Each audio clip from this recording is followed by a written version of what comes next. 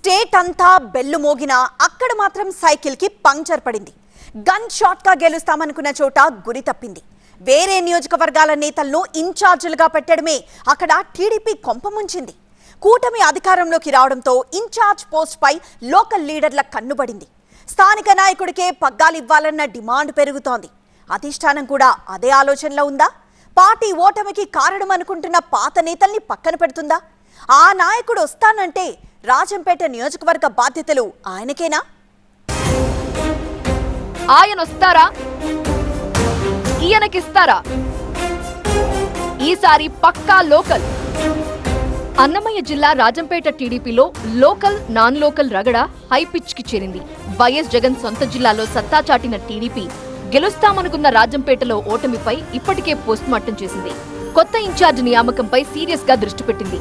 కూటమి ప్రభుత్వం అధికారంలో రావడంతో టీడీపీ ఇన్ఛార్జ్ పోస్టుకు డిమాండ్ పెరిగింది. రాజంపేట టీడీపీ పగ్గాల కోసం ఎవరికి వారు ప్రయత్నాలు చేస్తూనే ఒకరిపై ఒకరు అధిష్టానానికి ఫిర్యాదులు చేసుకుంటున్నారట. రాజంపేటలో ఓటమితో బలమైన నాయకుడికి నియోజకవర్గ బాధ్యతలివ్వాలనే ఆలోచనతో గట్టి కసరత్తే చేస్తోందట అధినాయకత్వం. అసెంబ్లీ ఎన్నికల్లో రాజంపేట టికెట్ కోసం టీడీపీలో కొందరు నేతలు చివరిదాకా గట్టి ప్రయత్నాలు చేశారు. అయితే సమీకరణాల్లో భాగంగా రాయచోటికి చెందిన జెడ్పీ మాజీ వైస్ చైర్మన్ సుగవాసి బాలసుబ్రహ్మణ్యానికి రాజంపేట టికెట్ ఇచ్చింది టీడీపీ అధిష్టానం. కానీ గెలవాల్సిన సీటు ఓడిపోవడంతో సమర్థమైన నాయకత్వం కోసం పార్టీ అన్వేషణ ప్రారంభించింది. రైల్వే కోడూరు నియోజకవర్గానికి చెందిన మాజీ ఎమ్మెల్సీ బత్యాల చెంగల్ రాయుడు 5 ఏళ్ల పాటు రాజంపేట ఇన్ఛార్జిగా వ్యవహరించారు.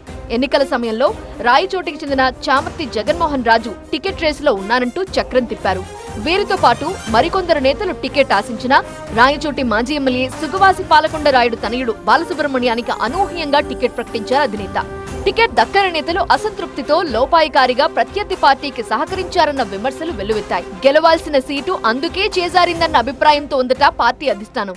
ఎన్నికల తరువాత కూడా కొందరు నేతలపై పార్టీ నాయకత్వానికి ఫిర్యాదులందాయి.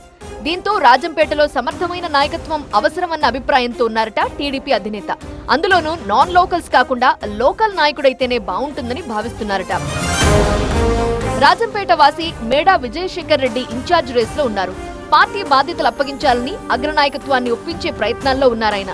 ఒకవేళ విజయశేఖర్ రెడ్డికి కాకపోతే రాజంపేట నియోజకవర్గంలో గట్టి పట్టున్న మాజీ ఎమ్మెల్యే మేడా మల్లికార్జున్ రెడ్డి వైపు టీడీపీ అధిష్టానం దృష్టి సారించినట్లు తెలుస్తోంది.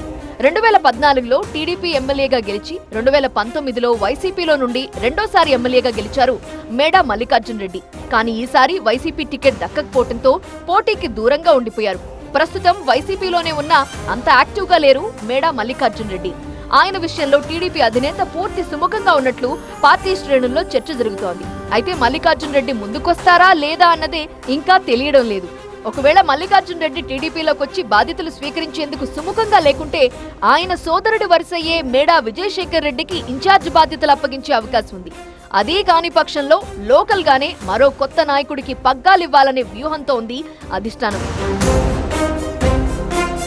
నాన్ లోకల్ నేతలపై పార్టీ క్యాడర్లోనూ తీవ్ర అసంతృప్తి ఉండటంతో ఈసారి జాగ్రత్త పడుతోంది టీడీపీ నాయకత్వం. లోకల్ గా ఉండే నాయకుడైతేనే క్యాడర్ కి అండగా ఉంటారన్న అభిప్రాయానికి వచ్చారట అధినేత కూడా. ఎన్నికల ముందు ఎన్నికల తరువాత టీడీపీతో ఉన్న నేతలంతా నాన్ లోకలే కావటంతో ఈసారి రాజంపేట టీడీపీ ఇన్ఛార్జ్ గా లోకల్ లీడర్ రావటమైతే పక్కా అంటున్నారు.